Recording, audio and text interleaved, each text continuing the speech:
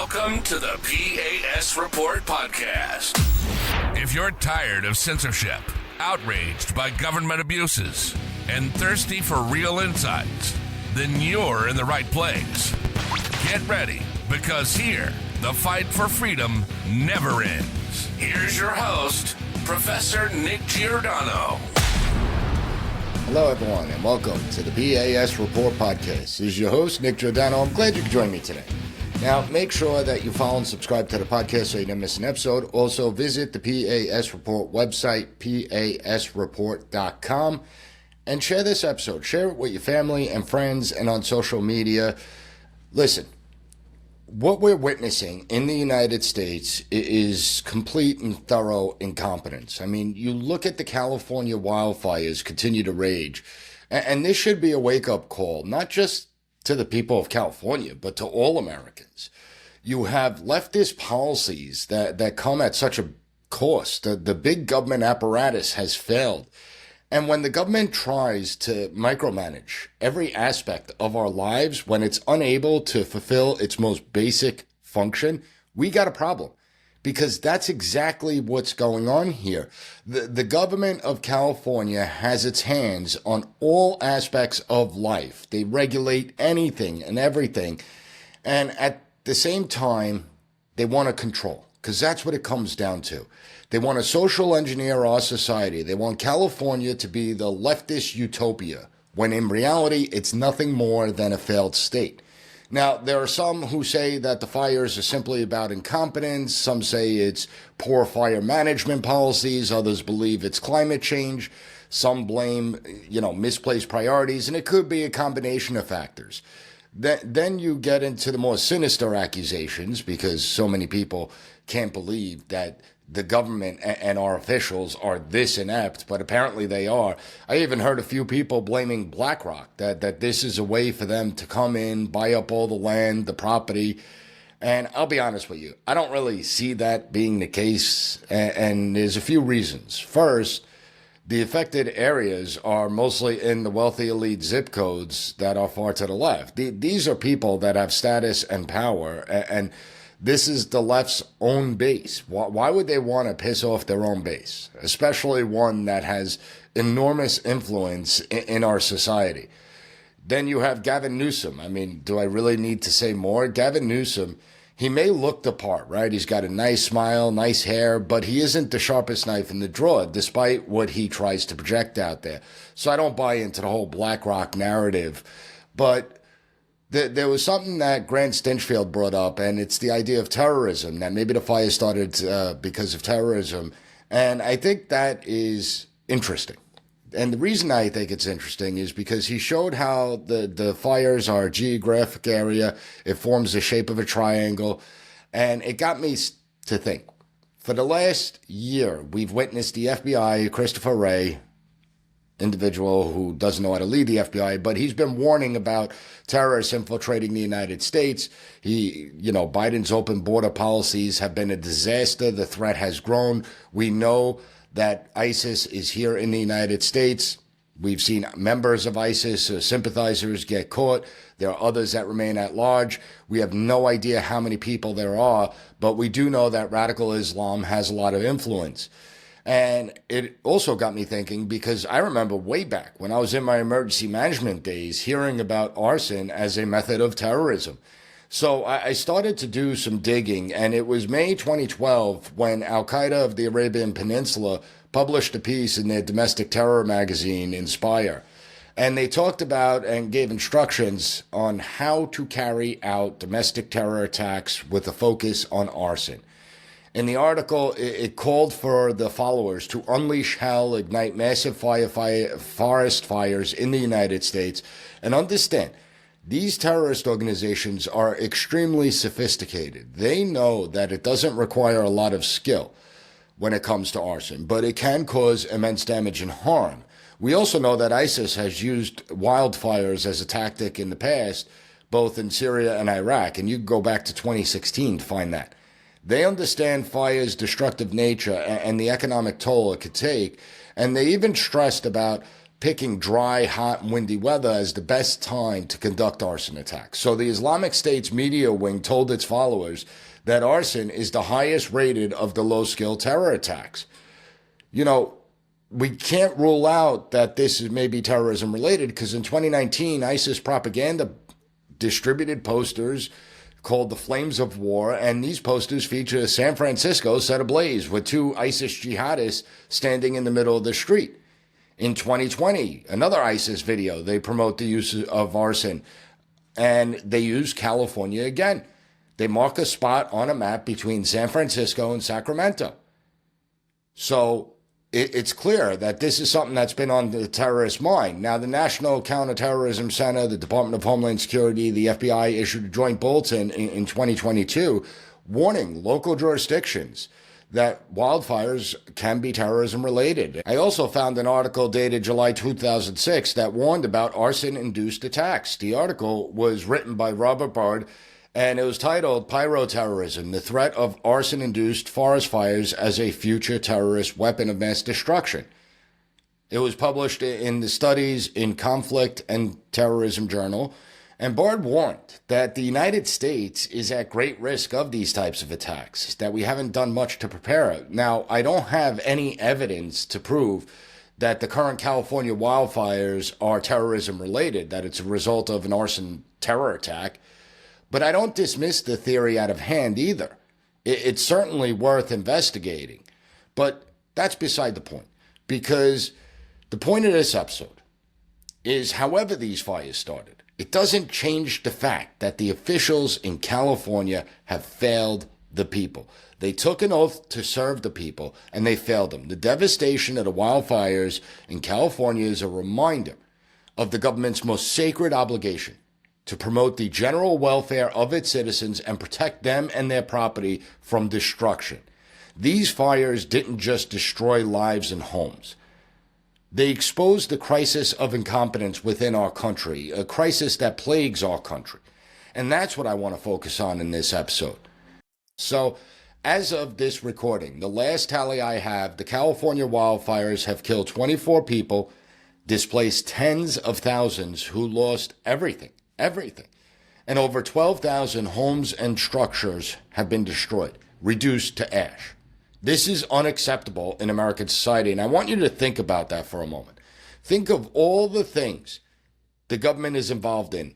Think of all the areas government intrudes in our lives, all the areas they have no business of being in, like trying to eradicate the boll weevil for the last century to the tune of $100 million, or promoting biological males in women's sports and in women's bathrooms. But the one thing we expect of our government to do, the one thing is to protect our lives and our property when incidents like this happen. And they can't even do that. It's the one thing we actually entrust government to do. And it's insane. They can't fulfill their most basic function. California has failed in its basic responsibility. And Californians are now experiencing firsthand the economic and social costs of a government that is too big, too bloated, too irresponsible, and too focused on controlling the people rather than actually fulfilling its mission to safeguard our lives, properties, and community. Now, how many tax dollars have been spent on providing illegal narcotics to homeless people in California? How many? How many tax dollars have gone to feed and shelter illegal immigrants? And let's not forget, it's not just about feeding and sheltering them. We pay for their health care, their education. We give them a monthly allowance, courtesy of the taxpayers. How many billions of dollars, tax dollars, your money, has been transferred overseas to faraway lands as our infrastructure here in the United States crumbles, as our education system has collapsed? What about that shift to DEI, diversity, equity, inclusion? It's a cancer. It does nothing more than foster division and destroy civil society. And now, according to the left, you're not allowed to blame the wildfires on the DEI, on the focus. If you do, it's racist. However, we have to keep the focus on California because from the very top, with Governor Gavin Newsom all the way down to the LA County Fire Chief, Kristen Crowley, it's clear that the entirety of California and its officials have misplaced priorities, that they failed the people of California. And I challenge anyone out there, anyone, go through the tens of thousands of hours of public statements made by Gavin Newsom. Go through them over the last few years and ask yourself, what does he focus more on in his public comments? The DEI agenda or wildfire preparedness and prevention? What has he spent more time talking about over the last 8 years? Trump or wildfires? It's astonishing. And I haven't done the analysis because listening to Gavin Newsom for that long is going to lead to severe brain damage. But I would almost bet my life that it's a ratio of 10 to 1. He spent far more time talking about things that don't matter as opposed to wildfire prevention. Spent far more time and energy to push the DEI agenda as opposed to wildfires. For God's sakes, he crisscrossed the country, gave speech after speech attacking Florida, then he did taking care of his own state. It's clear. And you see now, what are the results? He's out of his league.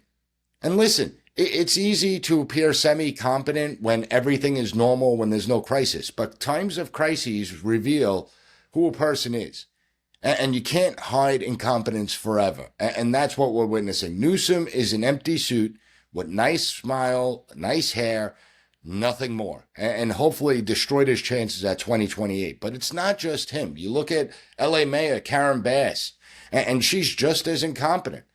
I also want to play a clip for you because the LA County Water and Power Chief is another one that's a problem. Listen to what she has to say. You call it powered by equity, and I know that it's been really important for the DWP to put an equity lens on everything. Yes. Yeah. And that's the number one thing that attracted me to this role.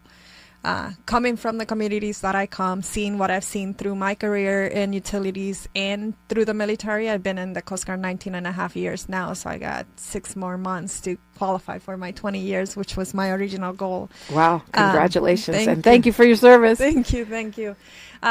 It's important to me that everything we do, it's with an equity lens and social justice and making sure that we right the wrongs that we've done in the past from an infrastructure perspective, and that we involve the community in that process. And this utility is serious about it, is authentic about it. And so I'm just super excited to be part of that movement. This individual is drawing in nearly $750,000 per year in salary. $750,000 taxpayer expense.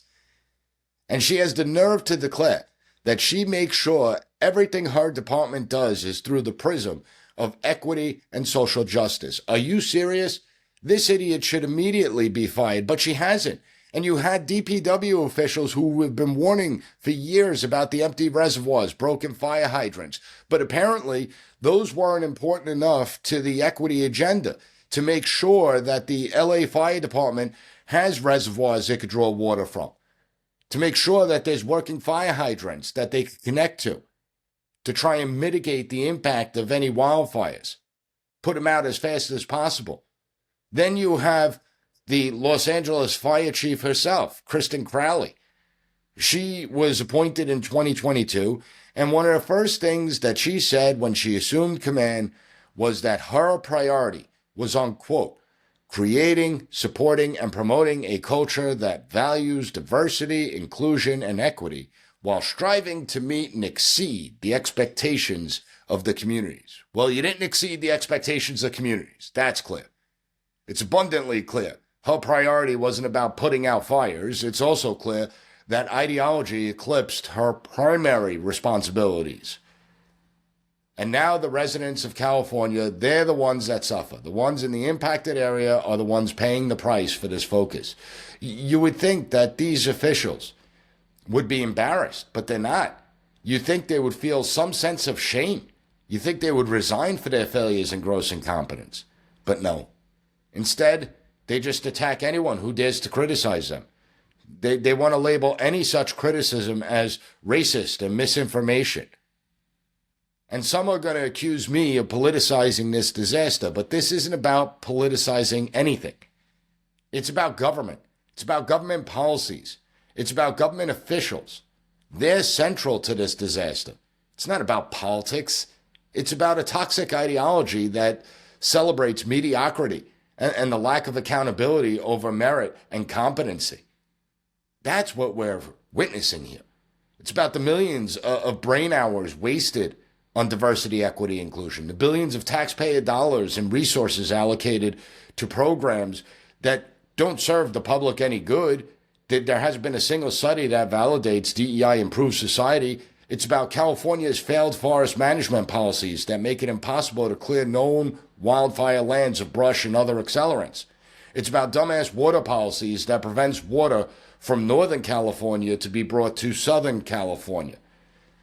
Or about the runoff water that goes right into the Pacific, the moronic idea to let the stormwater run off into the Pacific Ocean rather than capture it so it could be used in fighting wildfires. It's about wasting the time of personnel and forcing them into stupid programs that don't make them any better at their jobs.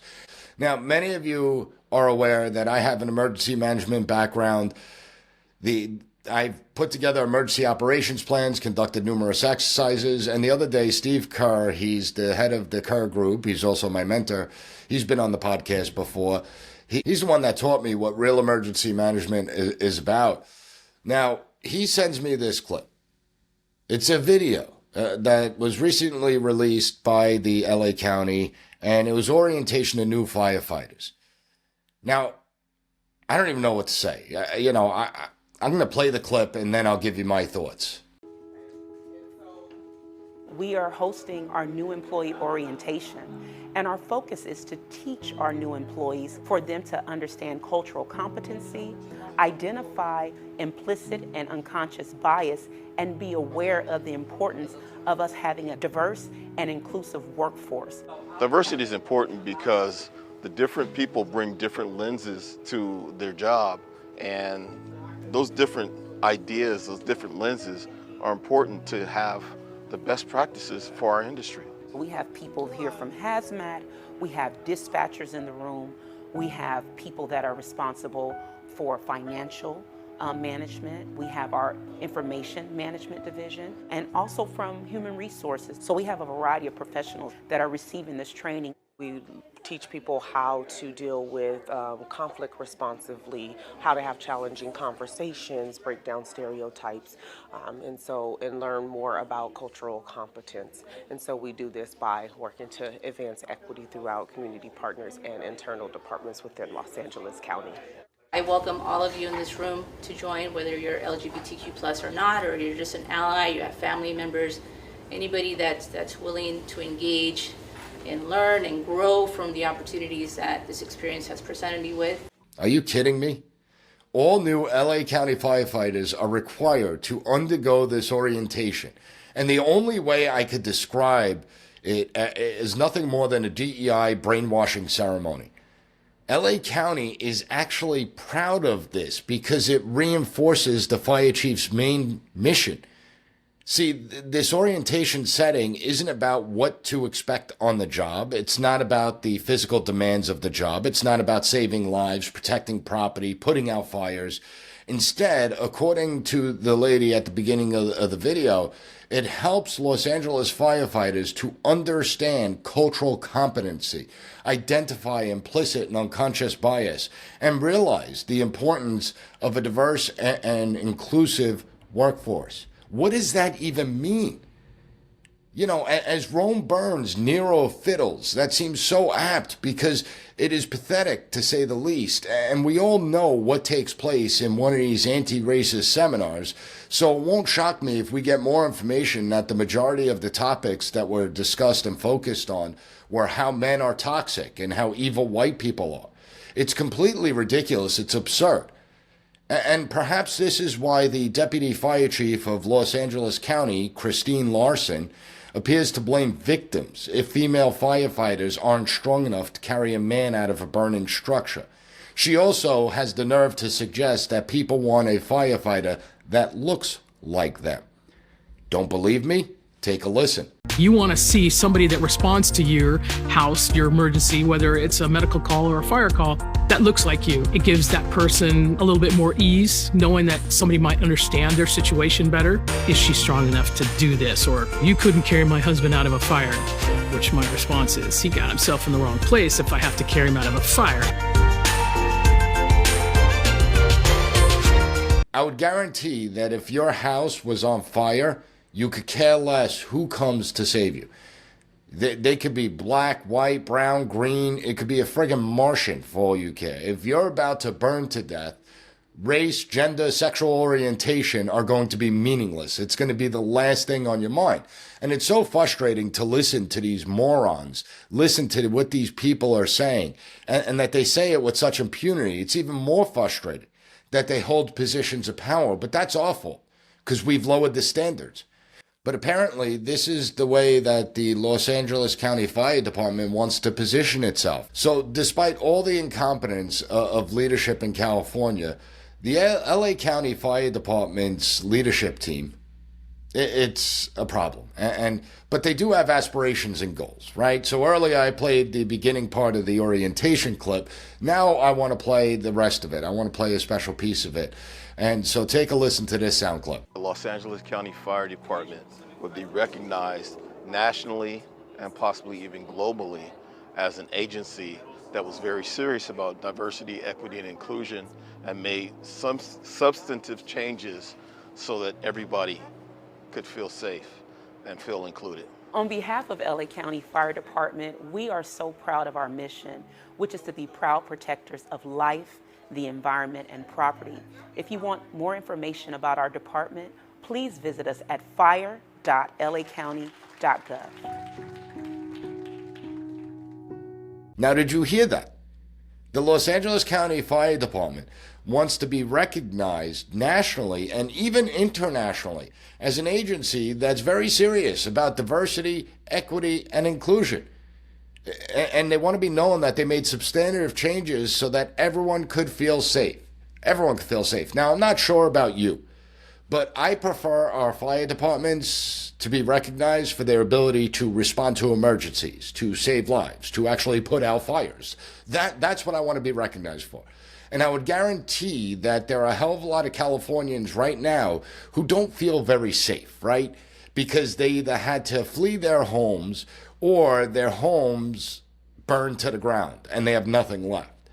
So they don't feel safe. But hey, at least government officials can get a diversity patch to reinforce their righteousness so they could continue to virtue signal to the rest of us. At least they could do that. See, the truth is that I've been talking about accountability and the lack of it since I started this podcast back in 2019. And I want to make it clear. This isn't about the first responders on the ground, on the front lines that are fighting the fires. They are doing their jobs. They're putting their lives at risk to save others. This is about the failed leadership. This is about how the leaders of California put the first responders at greater risk, made their jobs more difficult, all because of virtue signaling. And it's a dereliction of duty. Now, of course, DEI didn't start the fire, but it certainly contributed to the complete lack of preparedness to respond to these fires. And we cannot ignore that, despite what the media wants, despite what the leftist narrative is. Understand, this is what happens when government gets too big, that it focuses on nonsense. Officials forget who they actually serve. They forget why government exists in the first place. And it seems our government, and I'm not just talking about California, it seems the totality of our government is consumed with issues it has no business getting involved in. It was never empowered to do. And the one thing that we entrust to them, they fit. It's like our education system. The most important function of an education system is to foster intellectual growth by teaching students to become critical thinkers, to problem solve. It's supposed to mold students into competent individuals who are going to contribute and advance our society. It's the one thing the education system is tasked with. And yet, the system can't even perform its basic function.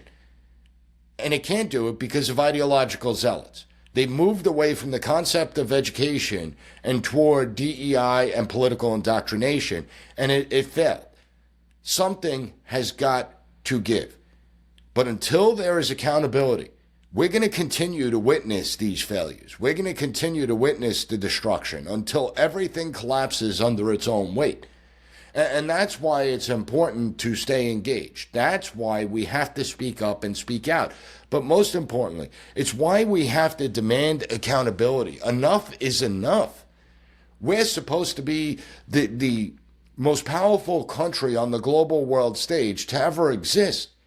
And yet it doesn't feel like that anymore. And it's because of people like Governor Gavin Newsom. It's because of this bloated government bureaucracy. We need to begin to trim it down. We need to put competent individuals in positions of power. But most importantly, we have to remind the public officials that exist. They are public servants. They are there to serve the public. It's not the other way around. We don't exist to serve them. Now, if you found the content of this episode informative, please give the P.A.S. report a 5-star rating. Take 30 seconds to write a review on any podcast platform that allows it, including Apple Podcasts, Spotify. If you're watching on YouTube, make sure to like and subscribe to the podcast.